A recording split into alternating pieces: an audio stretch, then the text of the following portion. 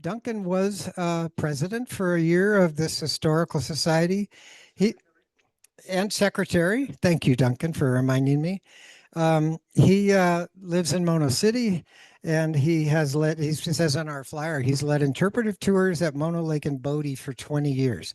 He worked for the state park system, and we're glad that he's involved with us. And as soon as everybody's settled, I'm going to hand him the microphone. Duncan wrote a book. Duncan has written a couple books, but this one he's published just recently, and it's a novel, an environmental novel, and it's fun. In a minute, yeah. Thanks, Dave. Okay. This is it, as you can see up on the screen. In 20 years of living here, Ellen and I have noticed a few elements of discord threatening our paradise. Too many tourists. Thank you, Mono County. Too much traffic in the summer. Crowded trails and lakes. Too many low-flying planes and especially helicopters towards June Lake. And the weather has changed, become much more unpredictable. And when we first arrived here, there were very few 90-degree days. This week, we got like 10 in a row. It's incredible.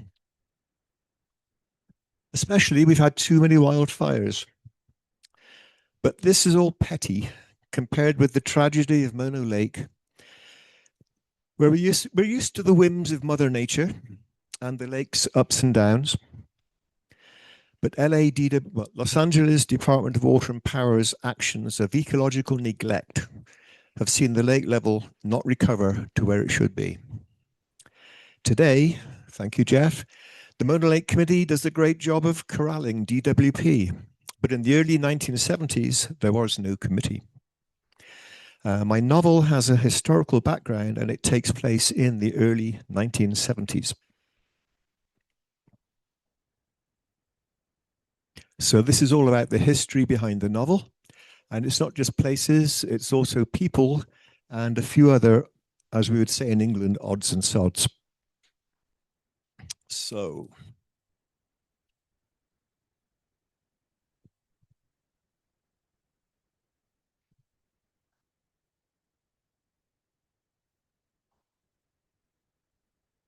I've only got one slide, by the way.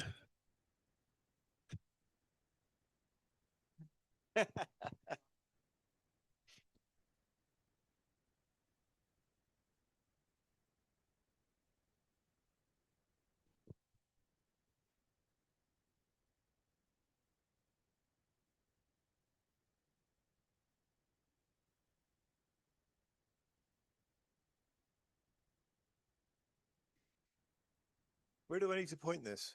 There? Good point, sorry. History, what it's all about. Last month, Bob gave us a presentation of his book, Deep Time in the Mono Lake Basin. If you haven't bought your copy yet, it's available at all reputable bookstores in the Mono Basin. I told you I'd advertise it.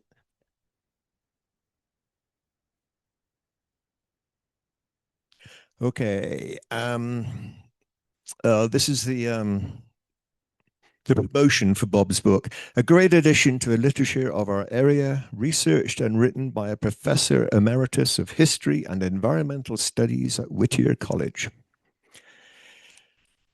I'm none of those. I'm just a retired chemist, information scientist, whatever that used to be, and a software manager, but especially I'm a village kid who's always hated living in cities. Thus the attraction of living in this little paradise here. I've written a few novels in my spare time, and a couple of years ago found myself with time in my hands down in the City of Angels,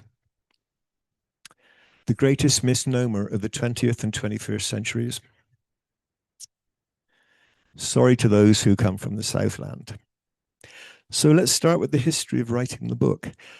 This basically shows the background to our place here and what's been going on over the last century and longer. Bob's book was all about this stuff, data, facts, truth, substantiated by all kinds of data and sources. We'll come back to that. Okay. This is the on-site hotel at the City of Hope Hospital in Duarte, in Los Angeles, where 2 years ago, Ellen and I spent most of the summer while she was being treated for cancer.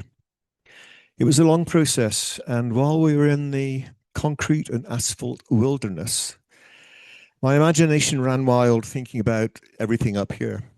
And my laptop got hot as I pounded out the first draft of this novel, but it wasn't as hot as this. This was a fire that came within 8 miles of our hotel as we were down there. We started wondering about evacuation, but it wasn't necessary, thank goodness. But just another reminder of where we live. So as distinct from history, what a novel is all about. Basically, it's whatever you want, as long as you don't libel anybody. And the idea behind my book was, what if a few folks became too unhappy with LA's neglect of the Mono Basin? There are a few facts in the novel, certainly places. Some of the action that takes place was, in fact, taken out of context or out of decade. And we'll see some more of that in a minute. Where are we? This is the relief map that's hung on the back wall of the museum. Most of the main, it's a very old map, but most of the main features are relevant. The only difference being that here, occasionally we see Gaines Island and then it goes away again. Gaines Island doesn't figure in the book because of that very feature. And people have lived here for 10,000 years, as is well recorded, as it is in Bob's book. Mainly living in harmony until gold was discovered. And in 1849, the westward movement to California took place. Although in our case here, it became an eastward torrent, because as the gold, easy gold, disappeared on the west side, people came over here looking for more. The problem is that with more people moving here, water was needed in other places. And people being people, they want to live in certain places and get the water delivered to them. It happened all over California, and in the Mono Basin, we were very lucky that DWP moved in when it did. It's an excellent move. It's gone quiet. Okay. Consider Walker Lake, and a lot of this is due to Gary Nelson, Admiral, who's here tonight. Walker Lake is a similar situation, a lake that's gradually evaporating due to people taking water before it gets to the lake. And the problem with Walker Lake is there are dozens or hundreds. Gary, how many sources are taking lake water from the creeks and rivers? Lots.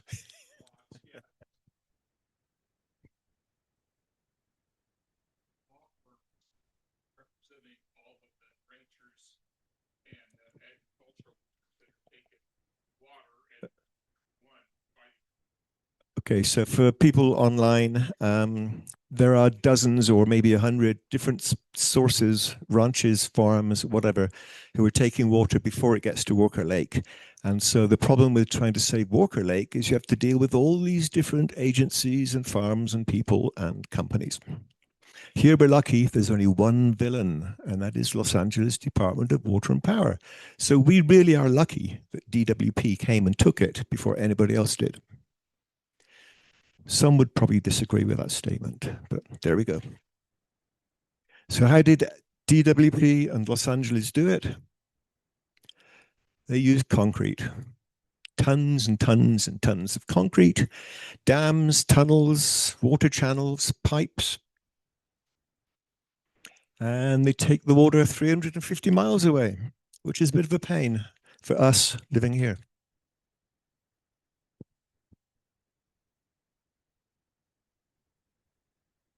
Let's now look towards the novel.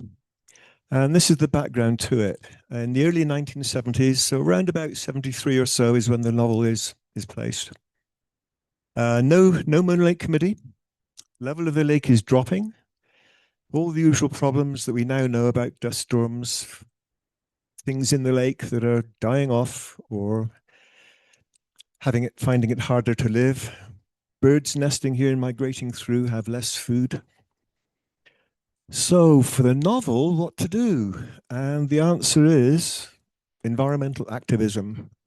And we now talk about that as monkey wrenching or eco-terrorism.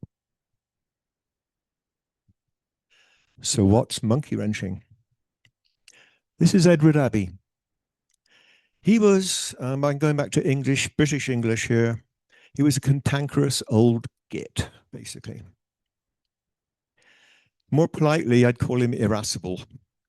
During his life, he wrote many autobiographical works, novels, and environmental texts. But his biggest claim to fame was The Monkey Wrench Gang, published in the mid-1970s. Anybody here read the book? 1, 2, 3, 4, 5, a dozen or so people. I recommend it to anybody who'd like to have flashbacks to the 1970s. It was published about the time that my novel is based.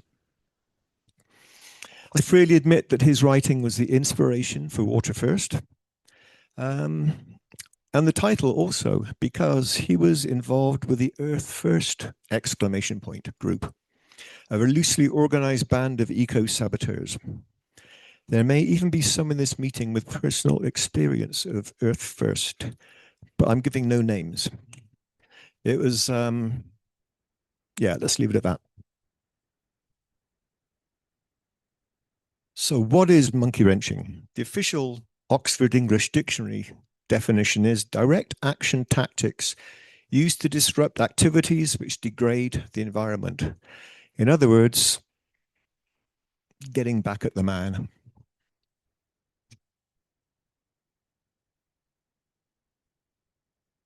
At the beginning of the Monkey Wrench Gang, he has this little dedication to Ned Ludd. Ned Ludd was a lunatic living about 1779 who in a fit of rage smashed up 2 frames. Those are cotton frames. Cotton spinning and weaving was getting industrialized, and the workers who were being put out of their work, they didn't like it, and he smashed up some of the equipment.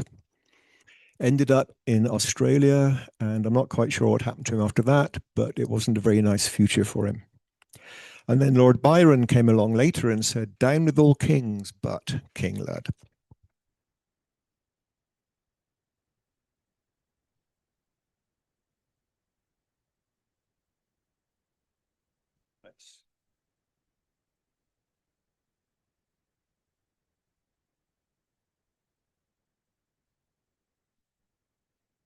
This was the introduction to the book.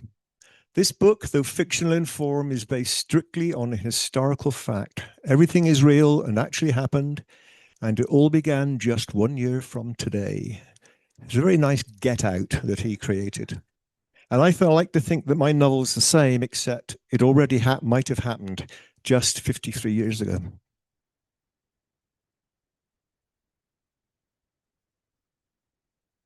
I'm going to read the back cover text because it's a bit small to read here, minus the biography that's on the back cover.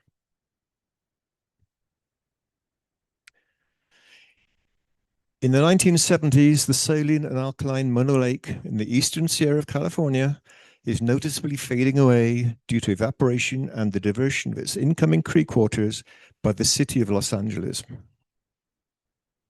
The effects are appalling. We've already talked about dust storms and the eco problems in the lake. A monkey wrenching group of friends come together to develop a grassroots movement to publicize the damage done to the ecosystem of the lake. And that's basically what they went about doing. So,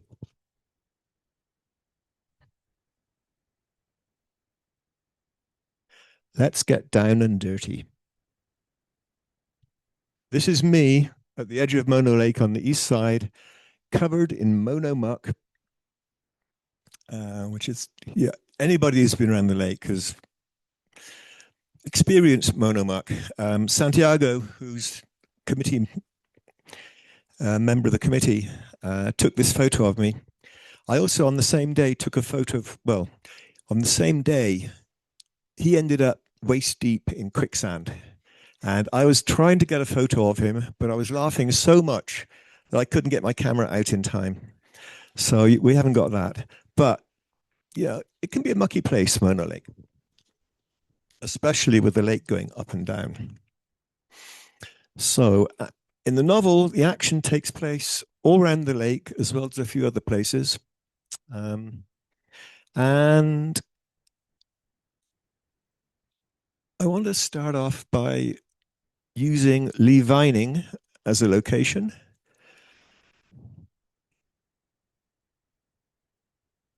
Whoops, going the wrong way. Yeah. There we go. I wanted to get the little pointer so that you can vaguely see Lee Vining's somewhere here. Anyway, you all know where it is.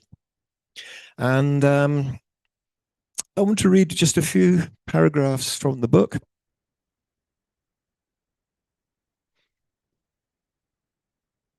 We get a light just in this area somewhere. It would be helpful. Okay. The context here is that by this point in the book, various actions are taking place, and LADWP is getting angry about this. They don't like being interfered with by other people. And that's why we have a committee nowadays. And they send an investigator up to Lee Vining to try and find out what was going on. His name is Steve. Steve realized he was talking into space and gave up on the phone. His boss had just put the phone down on him. He sat on the bench outside the market and watched the world go by for a few minutes. It helped him calm down from the one-sided conversation with the weasel, which was his name for his boss, the weasel. Plenty of cars roared past, well over the 30-mile-an-hour speed limit, but he didn't see any cops around to sight them. 18-wheelers flashed by, flailing dust into his eyes, and it stung. It felt acidic, but the reporter he talked to earlier called it alkali dust. That's different, isn't it? He thought, but to his eyes it felt the same. Alone, at this point, the book is based in 1970, so some of the language used, apart from being British English, may seem a little bit risque to today's sensitive people. Anyway, a lone motorbike covered in dust was obeying the limit as it drove by. He noted that the woman on the back had a very trim butt. Hello, a voice to his right said. Nice day, huh? Steve looked to his right. Sure is, he said. Augie is the name, the guy said, holding out his hand. That's Augie Hess, to those who may not have picked up that reference. Okay. Hi, I'm Steve, he said, shaking hands. You just visiting? And taking a breather here, looking at the view. Well, it ain't what it used to be. Lake's gone down so far I can't spit in it from here anymore.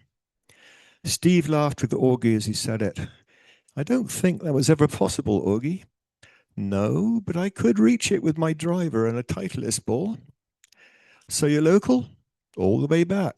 They say my mother's family's been here for 10,000 years. So as well as places, I brought some local characters into the novel.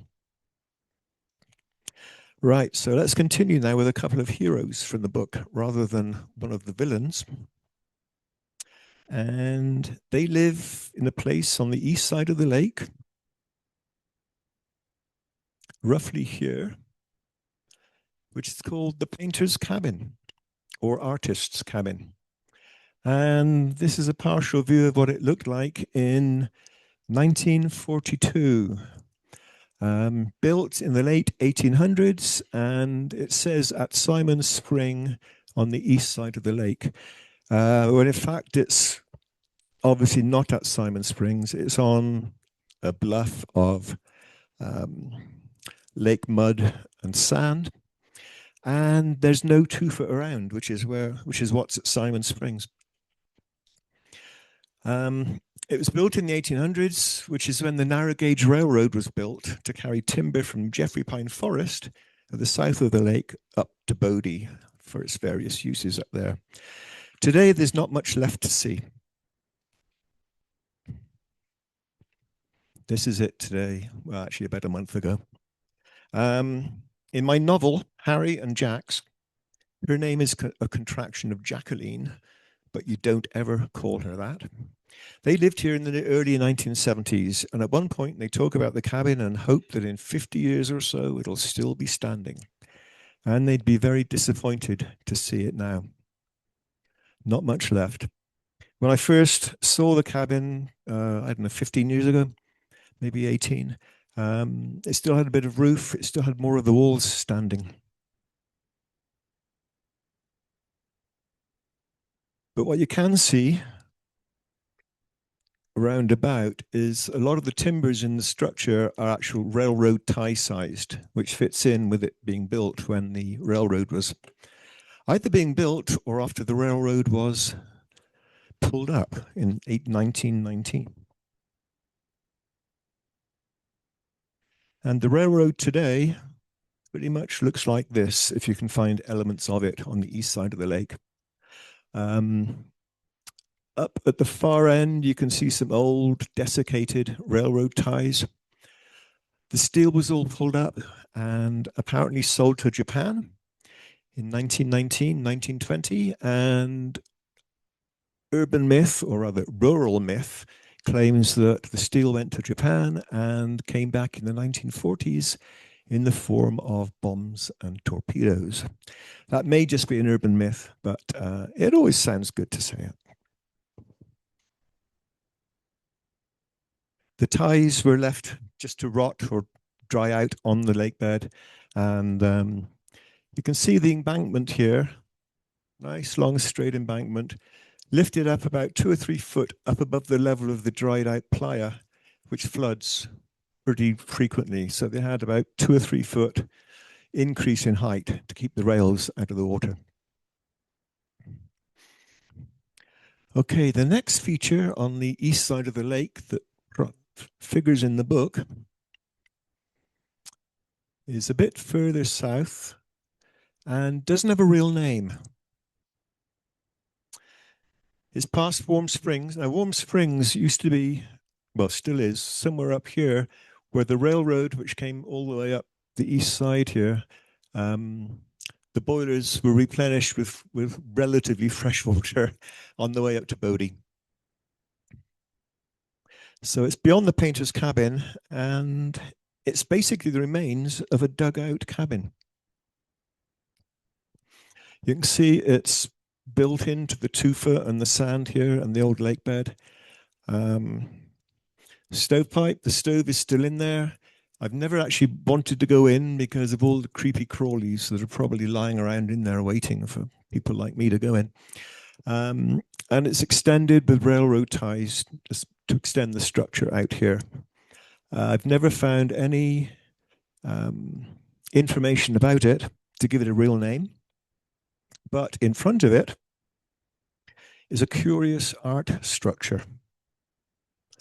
You can see the cabin here at the background. You can see various bottles and other artifacts, bones, tin cans, whatever, hanging by baling wire.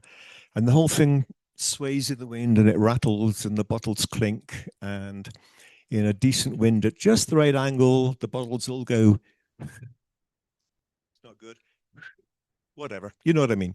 Blow across the top of a beer bottle and you'll hear it. And this is the angle looking away from the cabin back out over the lake. Again, lots more bottles, quasi artwork, There's the remains of a campfire just in the middle of this little circle. And sometimes, apart from looking kind of artistic, it also seems pretty spiritual inside there. It's so isolated. People camped out there. Let's just go back here. And up the top here, you can't quite read it. It's called Boyerland. Now, I'm not familiar with what Boyerland is or was. Dave, have you any ideas? Dave used to be the state park ranger here. And I think he first showed me this many years ago. Yeah, he's here. Yeah. So Dave Marquardt doesn't know either. Okay, and in the breeze, everything rattles and jangles. It's pretty cool.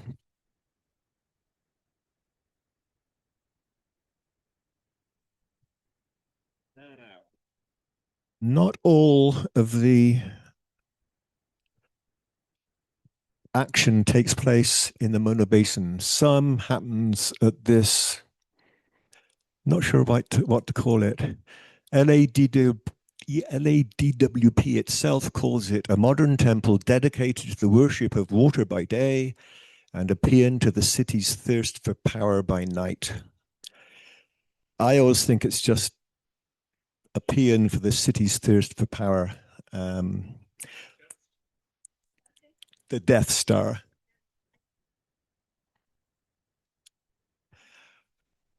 Comment from the audience, it's a stack of cafeteria trays. What is interesting, though, is it's surrounded by water and has fountains going. Now, I'm going to read another section of the book here. LADW is used as a location in the book, but this time for nefarious activities. It doesn't fit. Great. Okay. You find us something new every day.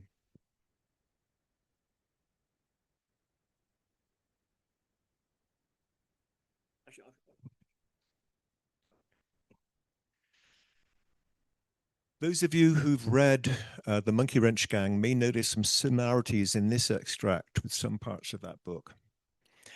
When an agency of and for the people decides to celebrate, it demands a public gathering for speeches, for self-important executives and board members to pontificate. Actually, that's what I'm doing now. Anyway, and people always seem to have to wait and sweat in the sun while it's going on. The John Ferraro building, that's this here, in LA is the headquarters of LADWP. Completed in 1965, the building's flanked by reflecting pools and fountains, which spew large quantities of the precious fluid high in the air to evaporate in the city's dry heat. It's a good job that LA has so much of the liquid gold that it can waste vast quantities of it in the extravagant show, while lines of customers queue in the heat to pay their water bills. Okay, so the mayor's been pontificating. The mayor stopped talking and sat down, relinquishing control to DWP's general manager. His stentorian tones carried into the crowd, overcoming the non-stop vehicle noise all around, and not doing much to entertain the sweating people. Siobhan, get back here, cried a woman as her son made a break for the glistening fountains rising out of the reflecting pool. I've just found a comma where there should be a full stop. Oh well. But little Siobhan kept toddling towards the water. His mom gave an exasperated sigh and jumped from her seat to chase after him. The general manager spouted on, some words dribbling through the city noise to evaporate over the pool's hissing and burbling fountains. At no time in our cities, blah, blah, blah. William Mulholland, blah, blah, blah. Anniversary, blah, blah. Said, there it is, take it, which is what he said when the water first flowed. As Siobhan teetered on the edge of the pool and his mother was stretching out to grab him, the fountain suddenly exploded with a much fiercer eruption and a shrieking noise. The spray turned purple, violet, mauve, lilac, hydrangea reds and blues, scintillating in the sun with shards of iridescence. Then the fountains grew bigger, rising from 25 to a towering 100 feet in the air, and crackled with energy as the spray drenched the seated dignitaries and DWP executives in their best suits and frocks. That's dresses in American. Okay. I think frocks is a very English word. Anyway, Siobhan's mum grabbed him back from the water's edge, wiped the coloured water from his face, then screamed when it wouldn't rub off. The DWP executives were all on their feet, frantically swabbing and shaking the dyed water off themselves and their clothing. The audience fled upwind and out of range as the fountains created the most colourful non-firework display ever seen in LA. "God damn it," shouted the mayor to the general manager as he gazed at his purple striped hands. "You told me those eco-terrorists were under control. Look what they've done now." "We're close on their trail now, sir," said the GM. "I sent more staff up to Levining to lay a trap and we'll grab their fucking asses and..." He broke off as he realized his words were being broadcast all over the plaza and on local radio to all of LA. "Oh, shit," the mayor said. "Oh, shit indeed. You got 1 week to sort this out. There's been too much pussyfooting around. Get off your ass and fix this. And shut off those goddamn fountains." Having said the piece, the mayor and his entourage departed, wiping down their faces. The non-poisonous, non-toxic, natural, organic material wouldn't wash off for days to come. And the general manager knew his time in post was diminishing as the dye slowly disappeared from his face and down the wash basin drain during the following week. Okay, that's that bit. Frocks, yeah. Old-fashioned word for dresses. All right. Obviously, another location I had to use was Bodie. I worked up there as well as working at Mono Lake for both state parks. A general view of Bodie. And another of our heroes, apart from the two, not Will. What's his name? I changed it, I know. It did. It was. Anyway, another of our heroes is a ranger at Bodie. His name is Will. But being a law enforcement officer, he's very conflicted about helping his friends in their various quasi-illegal activities. But he's finally convinced because of his family misfortunes in Owens Valley during the 1930s, when his grandfather was bankrupted by the collapse of the Waterston's Bank. He blames the misfortune on LA and eventually buys in, knowing his career will probably be ruined as a state park ranger.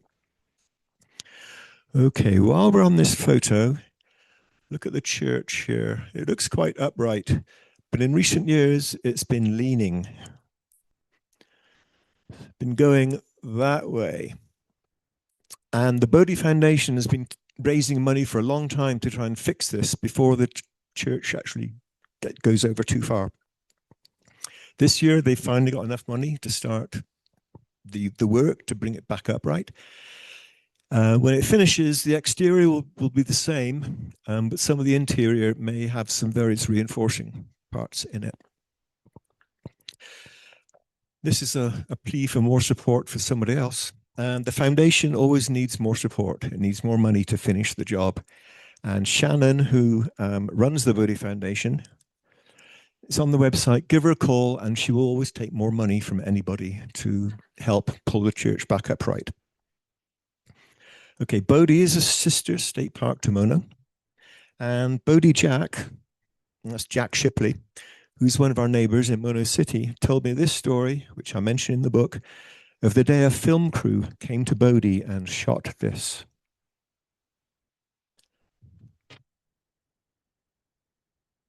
Can we get some sound? Okay, I'm just going to pause this a minute.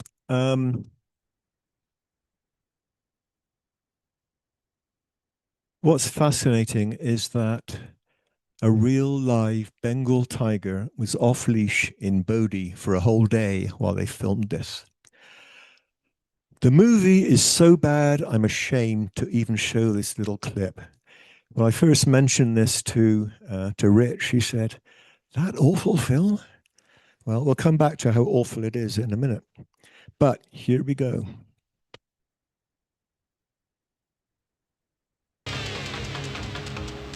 Great. Can you believe this? This was in Bodie.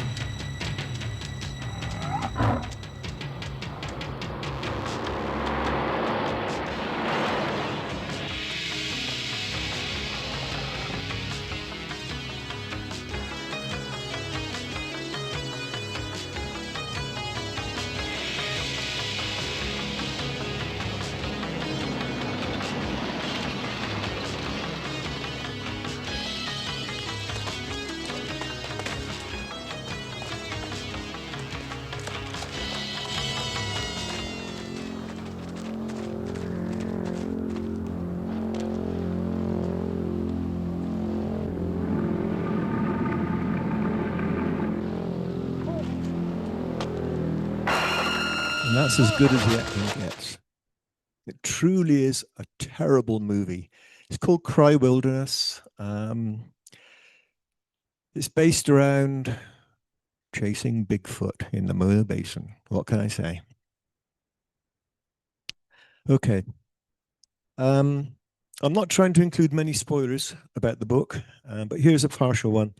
Our heroes embarrass LA in various ways, often using pink paint and pink dye in various watercourses, reservoirs, and creeks.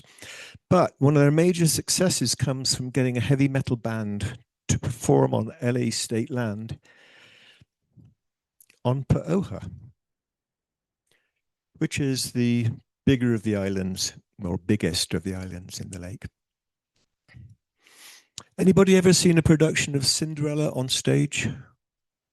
No? Oh, yes, one at the back.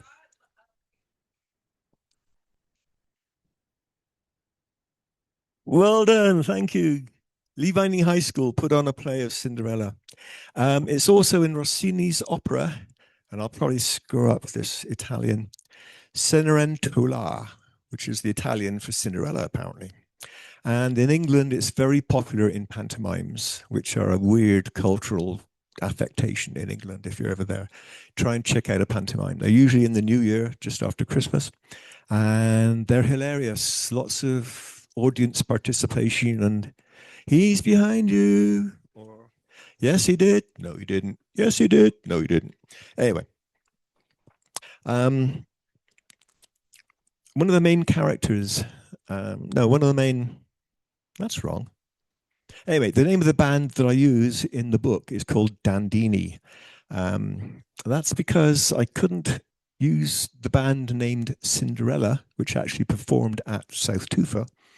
So I used Dandini because that's a lead character in the movie Cinderella, in the play Cinderella. And they do it on Paoha,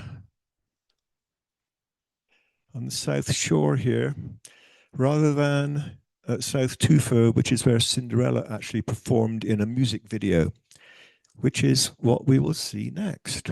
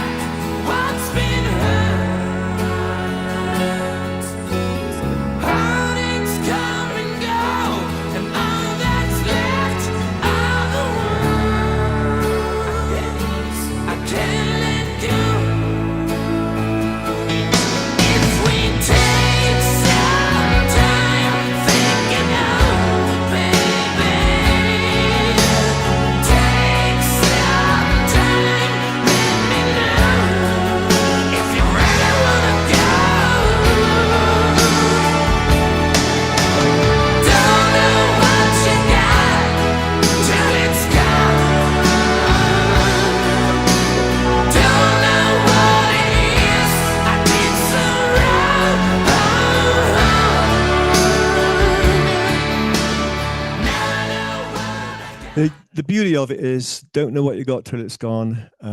Just summarizes the whole thing about Mono Lake. I mean, a lot of us know what it's like now, and we want to stop it being gone. And Cinderella just happened to. They were there at dawn, by the way, and according to the reports I've read, it was freezing cold when they were doing this. They were staying in Mammoth. They got up at like 4 a.m, carry all their stuff down there, and how they got the grand piano down there, I do not know. Dave, were you involved in this, Dave Marquardt? Dave Carl was. Dave, do you want to tell us about it? No. It was in the 1980s. This is another one of these time distortions that I used for the book. Okay, Dave Carl, who was a ranger then, does not remember the piano being moved down there. I do like it for the photography of the lake and especially the title of the song. But I couldn't use Cinderella in the book because you can't use real people and real things. Otherwise, you'll get things like libel and slander and lawsuits and God knows what. Okay.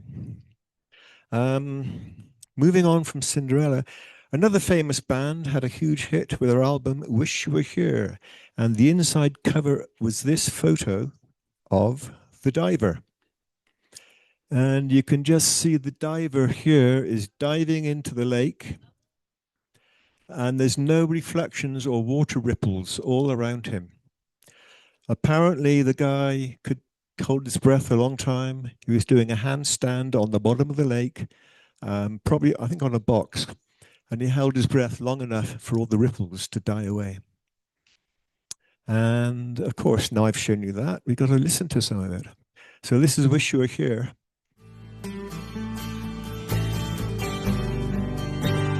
This is not the big arena band version. How I wish you were here. We just chill our souls, swimming in a fish bowl, year after year, running over the same old ground. What have we found? The same old feelings. Wish you were here.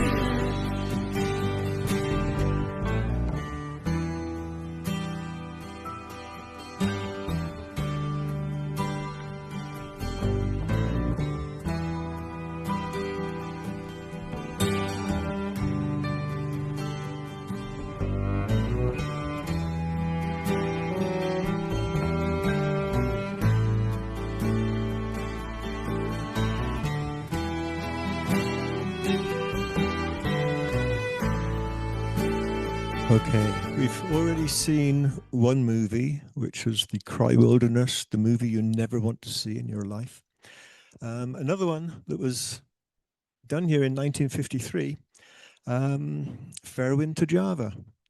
It's our own, using our own Krakatoa. I'm assuming that's how Krak got its name, because it was used as the volcano. They built the volcano on top, probably oily fires underneath, to give us the volcano in the lake.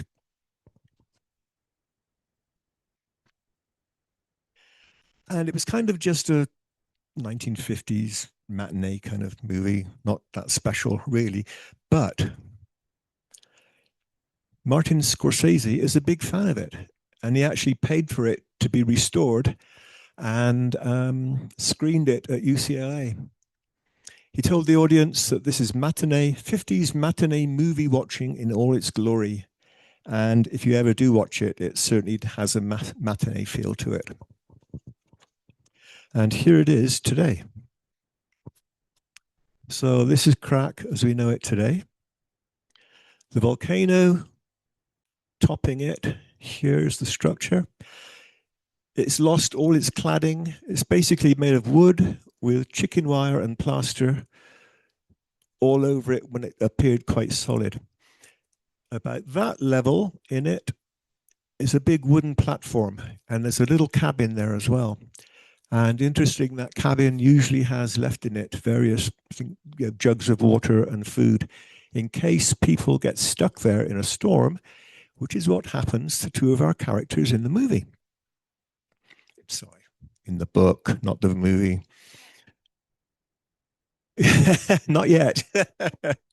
Right, so they end up on the far side of the Krak here. You can climb up the back. It's a real rugged climb. There's big jagged boulders and all sorts. It was used a lot by bird researchers in the early days of the Mono Lake Committee, and probably still is from time to time. It used to be used for all the gull counts, the nest counts, the mort count, and the egg count. And that's nowadays done by drone or from planes. But it's still there. It's a big feature. When I first worked at the Mono Lake Committee almost 20 years ago, one of the interns said, "Oh, I was out on Krak all night." I thought, what? Anyway, there is Krak.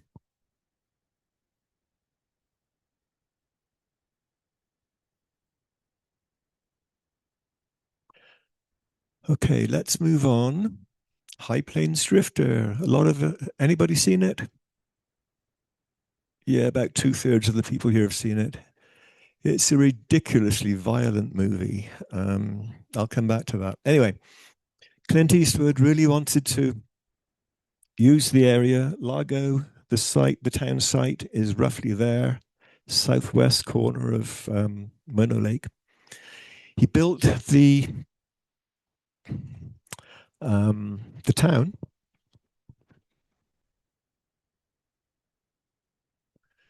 Here's a photo of it being built. This is from Susan Desbaye, another Mono City resident. She was living here at the time, and she didn't move a slide. She took the photo of the town under construction. I'm going to read a little bit from the book now about this time.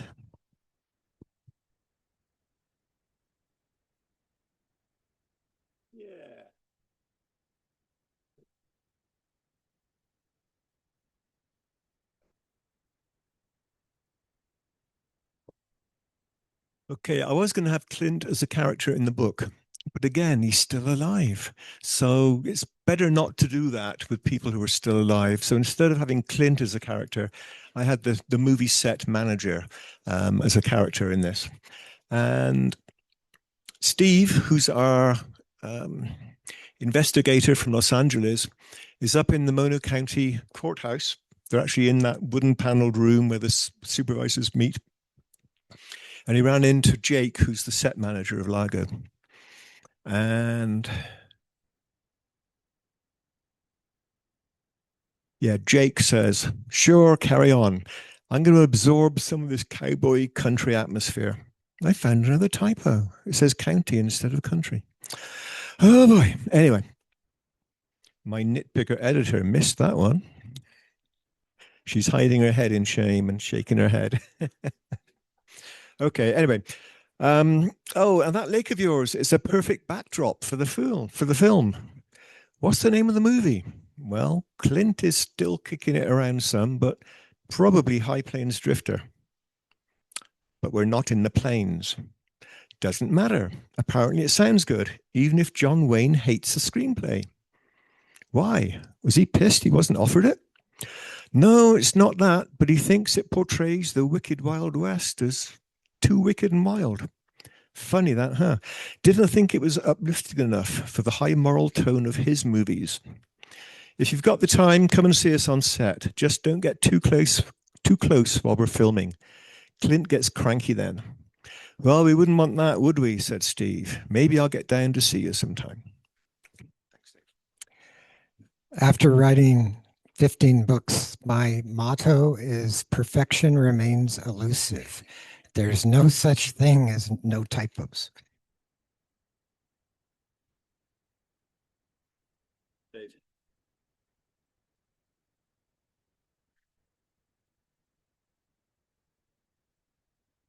Okay, I mentioned how wicked and wild it is and how much violence there is in the movie.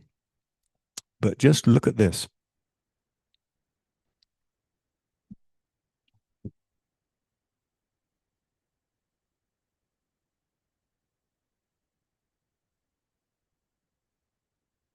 Lovely, gentle music. He just comes into town, no problem in the world.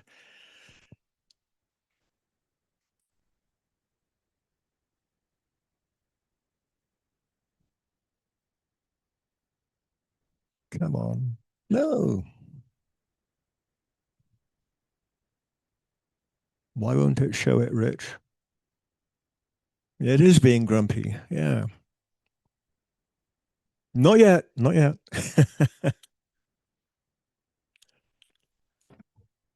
Here we go. And I've no idea how that little yellow thing in the bottom left corner.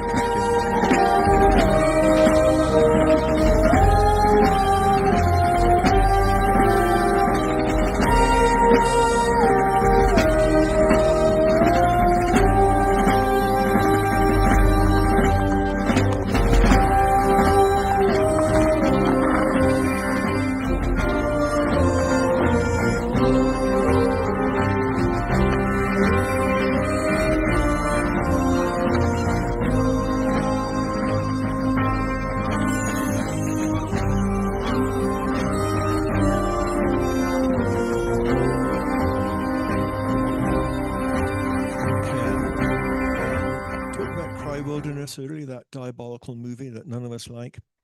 High Plains Drifter on Rotten Tomatoes got 85% on the popcorn meter. That's one of its audience participation things. So High Plains Drifter got 85%. Cry Wilderness with the Bengal tiger got 6%. That just shows you how bad the movie is. It was very low. Okay. I love the introduction and the lake views of the beginning of the movie there. It gets very violent very quickly. Don't let any kids watch it. Also featuring the novel prior to the final denouement when our heroes, well, I won't say any more to spoil it, but this is at the end of the movie.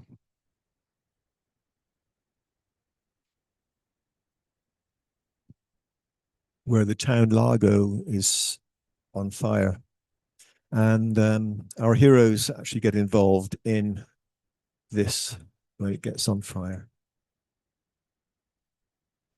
And getting close to the end here. In fact, I want to give a lot of thanks to various people and organizations. And specifically, I want to read my personal acknowledgements that are in the book. My wife Ellen and the Mono Lake Committee have taught me a lot about Mono Lake and Los Angeles Department of Water and Power. The first mentioned our powers for good. The latter is, well, let's say it has a lot to answer for in the Eastern Sierra. I want to give my thanks to my beta readers, and local information providers, David and Janet Carl, Bodie Jack Shipley, Randy and Susan Debaye, John Warnicki, and Santiago Escruteria. I owe a great deal to my chief editor and nitpicker wife, Ellen King, although, as we see, she's not infallible.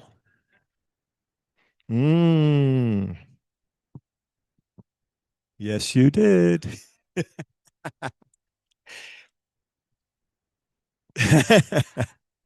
I owe even more to the medical teams at City of Hope Hospital in Duarte, LA, who saved Ellen's life while I was writing this novel, notwithstanding the major wildfire that we saw earlier, and 3 decent 4+ sized earthquakes during those months. Thank you very much.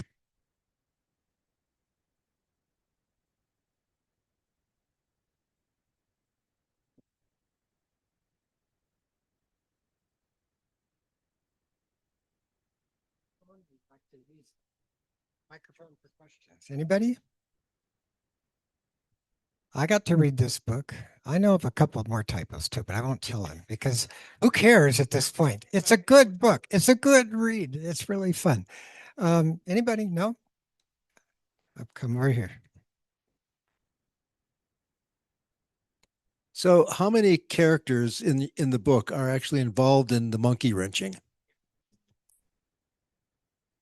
4. So individuals can make a difference. Maybe. The Mono Lake Committee still had to come along and do what they've done. So this isn't actually about the book itself. It's about things that we learned from living here about Mono Lake and people's experiences. The first one was before we moved here.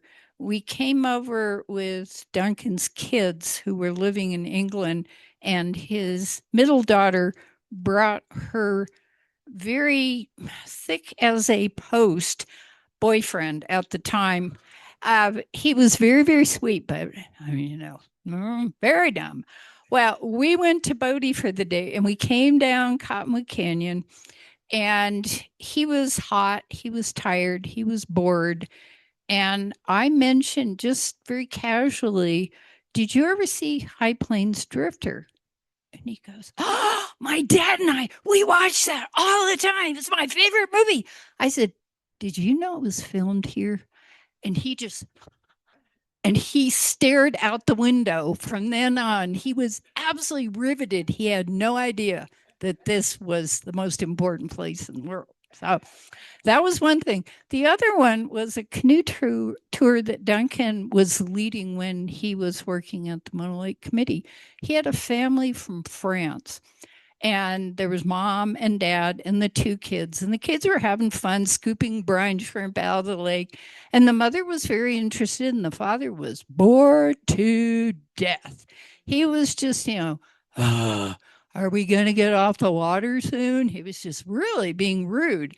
Duncan happened to mention as they were coming back into shore, this is where they filmed the guy doing the headstand on Wish You Were Here.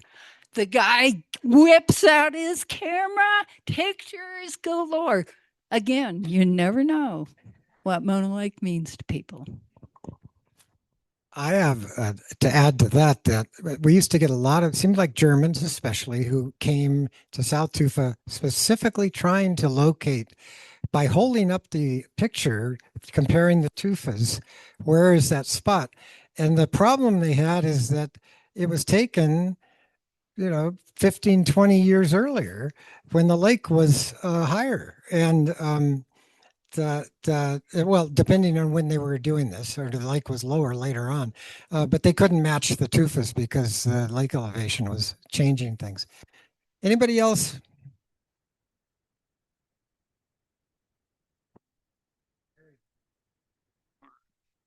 Sure. Yeah, I was doing a canoe tour with a boatload of Germans, and they couldn't speak English except for two words. And finally, they started pointing at the tufas, and they said, "Pink Floyd." And luckily, I have a poster that shows more detail on that picture off to the sides, so I was able to figure out where it was. So I took them there, and I guess that was a bucket list that they got to check off, and so now their lives are complete. And Duncan, I wanted to ask you, did you have any monkey wrenching fantasies that were too outrageous to put in your book?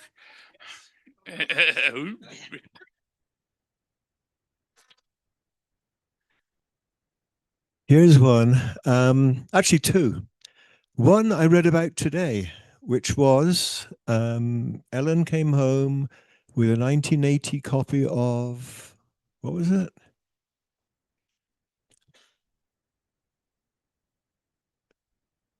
No, this is the magazine. Audubon magazine from 1980 had a huge article about Mono Lake. That's it over there. Greg's holding it up. And in there's a quote from Nicely's restaurant with somebody talking about blowing up the tunnel that takes the water underneath the Mono craters.